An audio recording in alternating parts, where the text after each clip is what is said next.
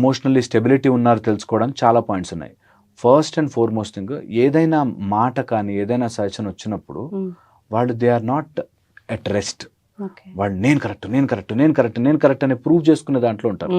నేనెంత గ్రేట్ తెలుసా, మేమెంత గ్రేట్ తెలుసా, అసలు నాకు ఎంత నాలెడ్జ్ ఉంది తెలుసా, వాళ్ళ గురించి వాళ్ళు గొప్పగా ఉంటుంది. అండ్ వాళ్ళు తప్ప ఇంకా ప్రపంచం వేరే కనిపించదు.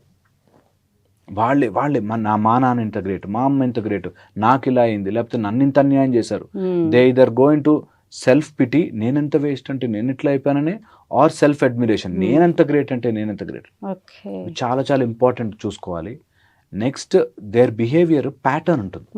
మీరు గమనిస్తే వీళ్ళ ప్యాటర్న్ అంటే నాకు ఈవినింగ్ అయ్యేసరికి నేను ఇట్లా ఉంటాను, లేకపోతే మార్నింగ్ అయ్యేసరికి నేను ఇట్లా ఉంటాను, నాకు లేస్తుంటే ఇట్లా అనిపిస్తుంది, నాకు హెయిర్ దూకోవాలనిపించదు, స్నానం చేయాలనిపించదు, నాకు ఇట్లా రెస్ట్ బద్ధకంగా ఉండాలనిపిస్తుంది.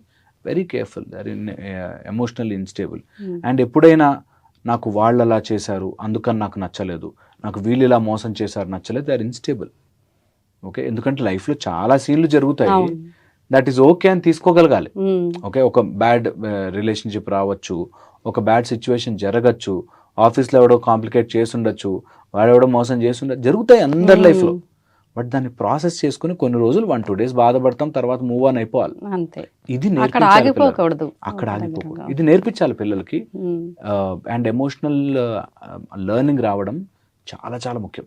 నేను పిల్లలకి క్లాస్ కండక్ట్ చేస్తున్నప్పుడు సబ్జెక్ట్ కంటే కూడా ఇది చెప్తారు, అబ్జర్వ్ పీపుల్ రా, దట్స్ లైఫ్.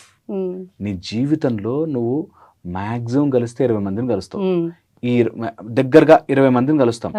ఆ 20 మందిని నువ్వు ఇట్లా స్కాన్ చేసి తెలుసుకోలేకపోతే నువ్వు ఎప్పుడు you are not living life, you are falling down.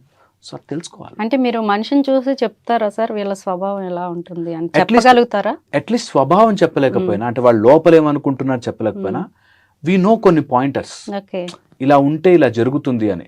Because అవి చదువుతూ ఉన్నాం కాబట్టి మాకు తెలియడం న్యాచురల్. బట్ తెలియకపోయినా మనుషులు, మన చుట్టుపక్కల ఉండే మనుషులు నీడ్స్, వాళ్ళ యొక్క మైండ్స్ అర్థం చేసుకోవాలి.